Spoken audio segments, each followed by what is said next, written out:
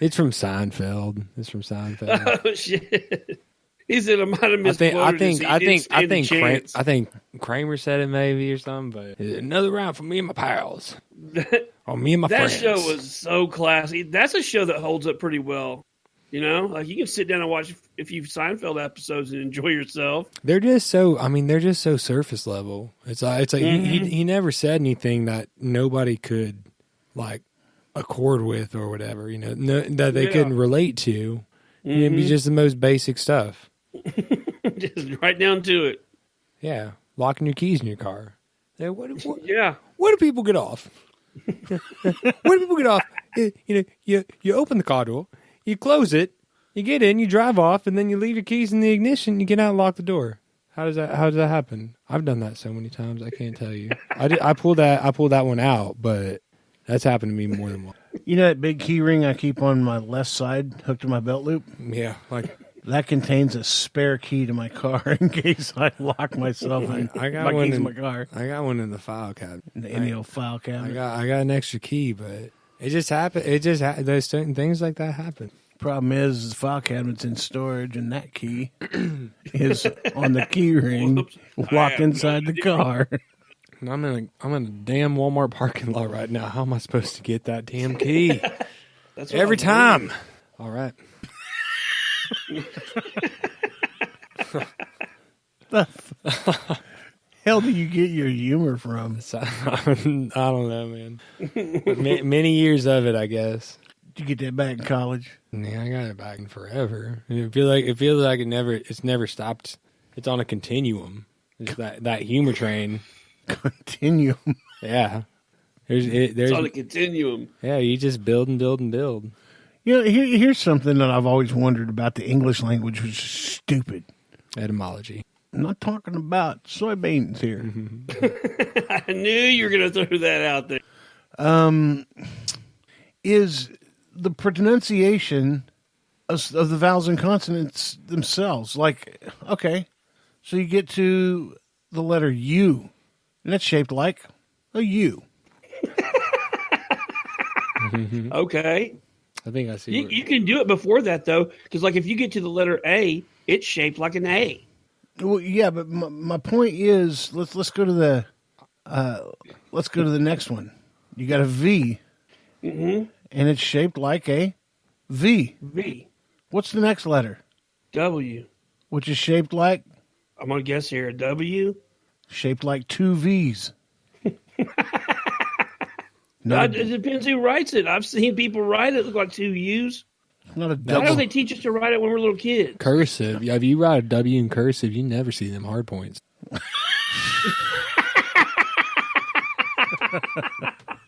He's got a point. You have a point to your hard point. Oh, shit. That's a hard point to argue right there. He's right. So now you got T, U, V, double V. That's what it should be. It just doesn't sound as cool. A double V. X. Unless you're in cursive. X. What's it shaped like? Two lines intersecting.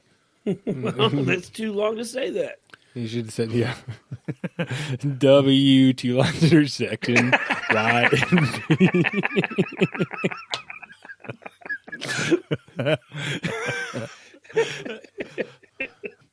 But then, okay, let's... Two lines intersecting xylophone. You crack yourself up today, don't you? That shit was funny, though. But then, okay, so now let's skip one and go to the very last one.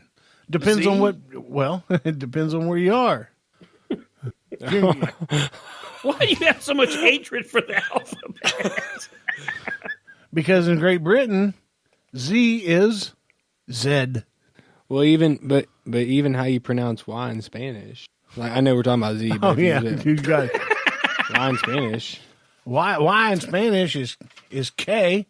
So, man, you've just got all these issues with letters. E. Yeah, the pronunciation of Spanish and English are just crazy. Yeah, the Y is E. Yeah, that is. I've never thought about it that way, but you're right. It is. So what's E? Eh. Yeah. What's I? E. Who's on first? Exactly. Wait, so in the UK, Z is Z? Mm-hmm.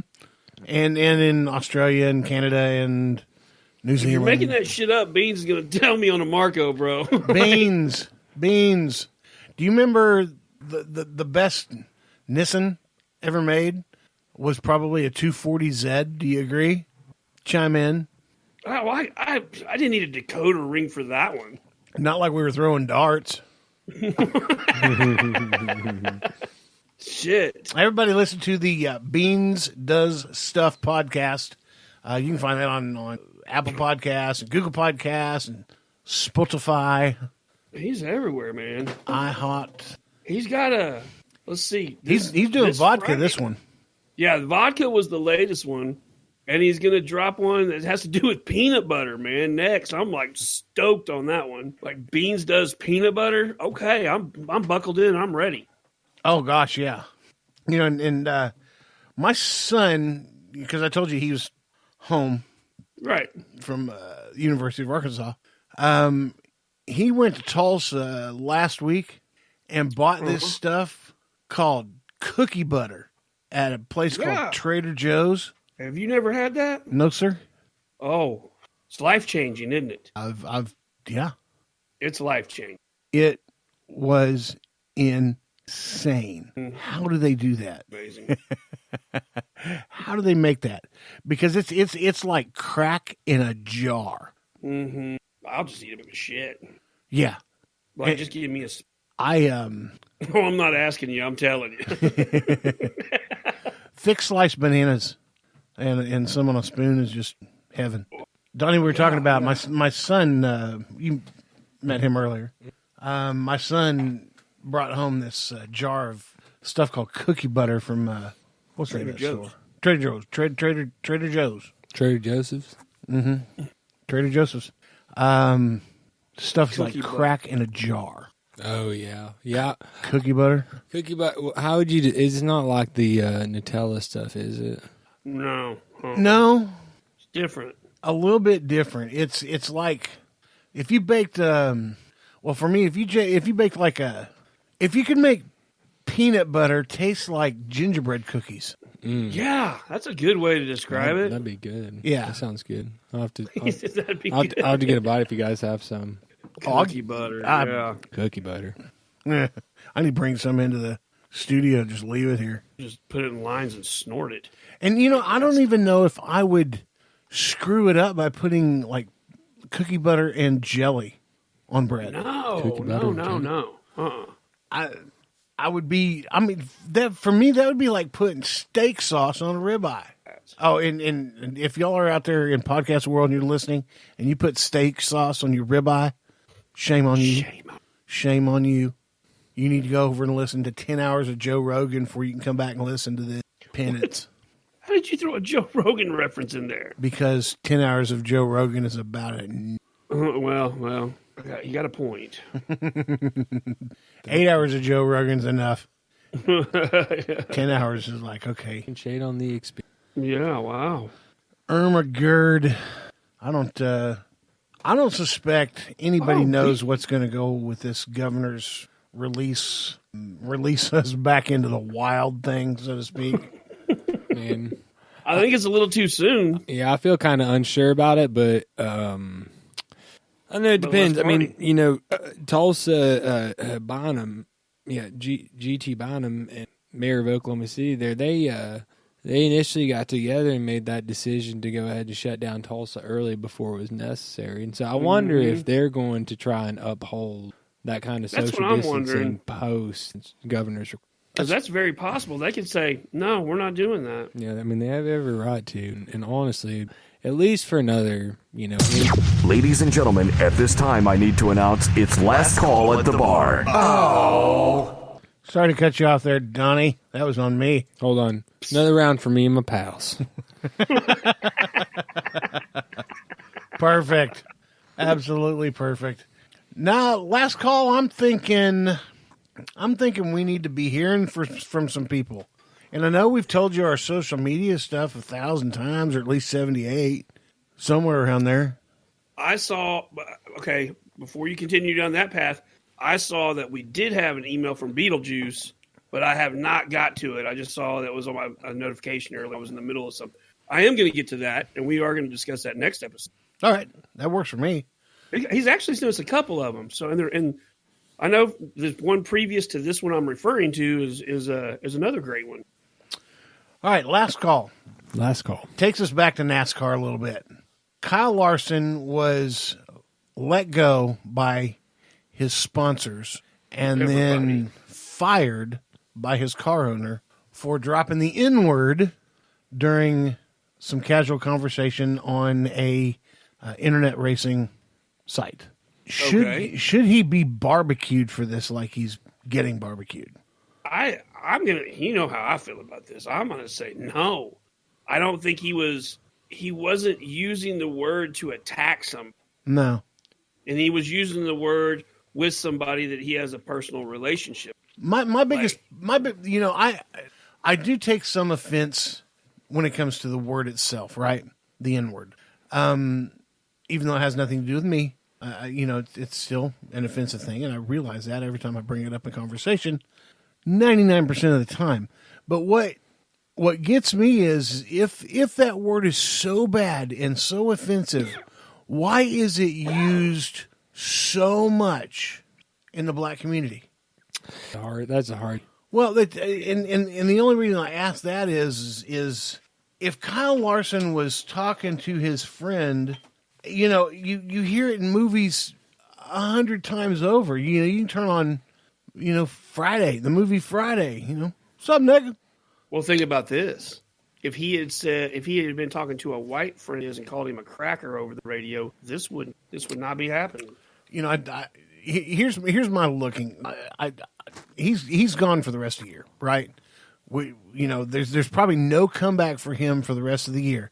That's fine. He was under contract or was under contract anyways. Chip Ganassi till the end of the year, which this was a contract year for him. That's bad because you're talking about somebody. This is kind of this is almost going to be like a Michael Vick situation if you look at it in about as basic as you can look at it. He was fighting dogs and he got caught and he got penalized for it, but and he was suspended. And he went to prison from it. And he went to prison from it. Way, way, way worse than anything Larson's ever done. And yet Vic was, after time, able to come back from that. So I think Kyle Larson will be able to come back from it. I know it's not going to be this year. Yeah, it's going to be a minute. It may be a minute. And honestly, the only person that I could think of that's got a really good ride that's going to be coming available, because Eric Almirola and Clint Boyer are both in contract years, would be Stuart Haas. He's a dirt racer. Stuart's a dirt racer. He and Stuart are good friends and get along really well. Stuart's just going to let the heat die off of this. Yeah, I think that's just it. It's just going to have to let the heat die a little bit. The kid, he's 27 years old. He'll land on his feet. But, as of right now, if he's got a lot of credit out there, paying for this house and this pool and these that kind of credit. These Cadillacs and all that mess. Yeah, that kind of credit. And never mind the free cars that he was getting. No more. No, that goes away too. He may have to sell stuff to get by for a while. But I think he'll land on his feet, and I think he'll be back. He's a good kid. He's a hell of a race car driver. I mean, there's no denying that. Did he screw up? Yeah. Would this be an issue 10 years ago? Probably not. Just sign of the times and how things change. But my thing is if this is so offensive, why is the word still used like a conjunction? Well, why it's in more vocabulary. In some ways, it's more familiar in a lot of cases. But remind me, is Kyle Larson? Is he just in the iRacing, or is he? No, he's a big time race car driver who happens to be half Filipino. Half interesting. Okay, see, I had no. I don't know the context of it, but I presume that in gaming culture, for example, there's a lot of talk